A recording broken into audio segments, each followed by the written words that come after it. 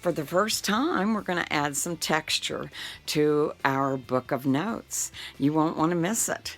Join me in my art table in 2 seconds. A fun day of creating with buttons and watercolors and embroidery thread. We're just going to get down and have some spring-like fun. So this background, we're going to get a little textural in it. I have taken some buttons, I wanted some 4-hole buttons, and I wanted them different colors, and I used some embroidery floss, this stuff. And I just took a needle and I put it through the holes and tied it off, and then I kind of spread it out with my fingers and a comb as best I could. And because I don't know, I thought about this and I thought that would be really cool. I want to add some texture to the page, so let's get out some buttons. Well, I couldn't find buttons of the right color, so I just took a Sharpie and colored some white buttons different colors. There you go. I colored that one kind of teal. This one yellow. The rest of them I left. There was a red button, there was a nice white button, and that's tan. So anyway, we're going to use these little puppies after we paint a background. So let me get these off to the side and get a brush and start doing some watercolors. I just got these watercolors at, I believe I got them at Target. I think that's where they both sets came from. One is metallics. Aren't those luscious? And one is just regular watercolors. So I'm just going to get in here and get some blues wet with just a scruffy little brush. I know my daughter wouldn't like me getting my colors mixed up and putting one color in another, but you know, that's just the way I do. So I'm just not going to think too much about this. I am just going to put some color on the page as I normally do. And you know, you had watercolors when you were a kid and you just painted away with them, so that's kind of what I'm thinking about doing today. Just getting kind of got like a sky-like feeling above. And then I'm going to put some green down below to get kind of a little grassy feeling. And that's all there is to it. That is all I'm doing in here. Let me get a little bit darker green so I can have some variation.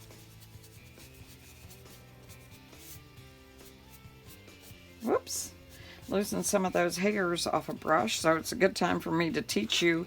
If you get a hair on in a painting, in a brush hair in a painting from your brush, if your brush is, first of all, when you get a new brush, do this. Just make sure you rough it and fluff it, because there may be just some loose hairs from the process of making it, and you can see there are some in there. So just take it out of the package and fluff it on your hand a little bit. And the second, if any of those loose brush hairs land on your painted page, just take the edge of your brush and kind of flick it up like that. Flick them up. Now I'm going to put some of these lovely, lovely, luscious metallics in here just to give it some pop. Let's see what they do.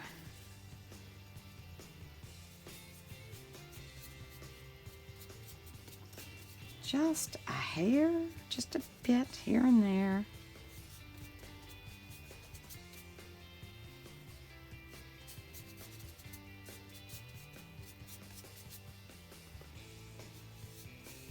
And you always want it darker down here at the skyline when you're painting skies. Your horizon line, it gets lighter as it goes up if you look at the sky. So let's put some of that in there. Let me rinse my brush and get a little bit of the green.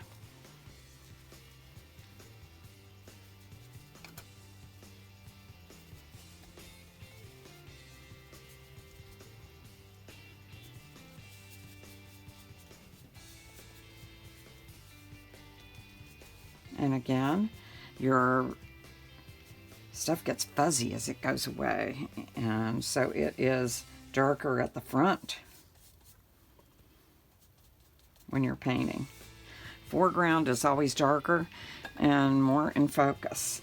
Let's see what that did. I'm not sure it added too much sparkle on there. It might when it dries. I don't know. Maybe you can't paint over top of another watercolor with this. But anyway, it gave some nice, interesting texture in there, didn't it? So I like that. Let's close this up and get that out of the way and start playing with our flowers. So let's just get these out and see where we want to put them. I kind of want them all lined up like little tin soldiers for some reason. And these are going to change. I kept them, the buttons themselves, pretty, not too thick. I didn't choose really thick buttons because I wanted the page to close eventually. Okay, so I think that's kind of what I want. I've got something in mind. I'm going to draw straight little stems down here. So I just want to get some glue. And I'm going to use this Fabri-Fix. I would like to use my Fabri-Tac because I think it's a little bit better of a permanent adhesive when you're putting on more bulky items. But I broke the tip off of it. And it really is permanent because I can't get it open now. So I'm going to have to work on that. So we're going to be using our Fabri-Fix, and I think it'll be pretty good. You could use hot glue. You could use Gorilla Glue. You could use all kinds of different glues. So don't limit yourself. So I'm just going to come in and plop some on the back here, a pretty good amount.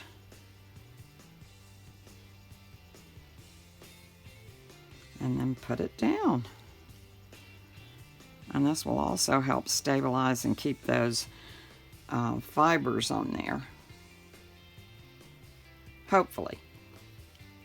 This is just some lovely little embroidery floss that my granddaughter gave me. Thank you, Addie. Addie Pie. So I had to use that. She watches my videos, so she probably will see this and be embarrassed. But that's okay. We're being very symmetrical on this one. Whoops, I'm getting a lot of glue strings, and that happens. And you can just wait till the glue dries and kind of pull those strings off. Love this nice red button. That was fun. Okay, come in here, try to get those lined. I hope that's lined up. Aren't those fun? And the good thing about this Fabri-Tac and Fabri-Fix is you can just roll it off of your fingers. Let me go ahead and clean that glue off there and put the lid back on. But it doesn't, it's sticky while it's wet, but once it starts to dry, you can just roll it right off of your fingers, just like that. I did buy permanent markers. Aha, they're right back here. Told you when I was making one of my videos about a week ago that I was going to buy some permanent markers because I didn't have them. So these are black journaling pens, which are really good for us, aren't they? Let me see, the 10, the 3, and the 5. Let me see what that means. These are pretty fine.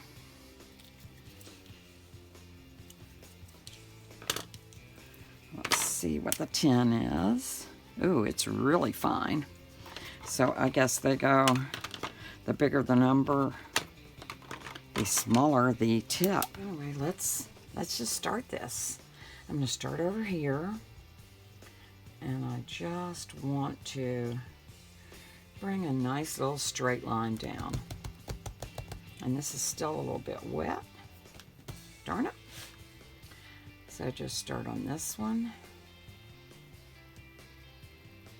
And this is kind of what I have in mind. I want it to be very loose.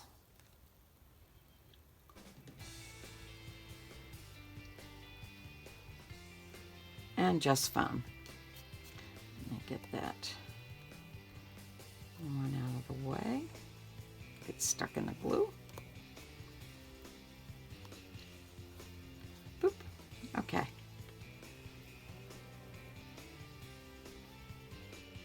And bring that down like that. And that's really what I wanted to create. I don't want to put any stems.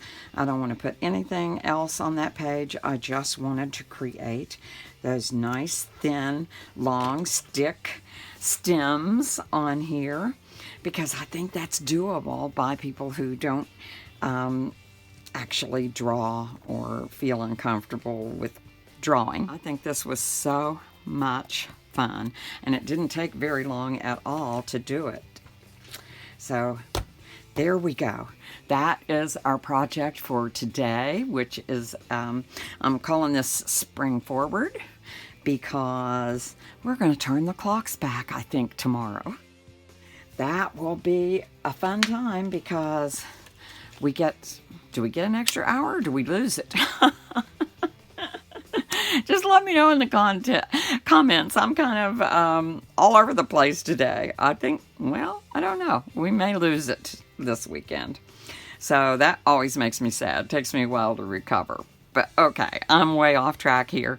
So this is Rebecca E. Parsons, and I am wishing you the best weekend. I'll be back tomorrow to give a little Sunday inspiration chat, which is always part of this, and we're going to talk more about journaling and Bible journaling and how what we are doing relates to the entire process for everyone.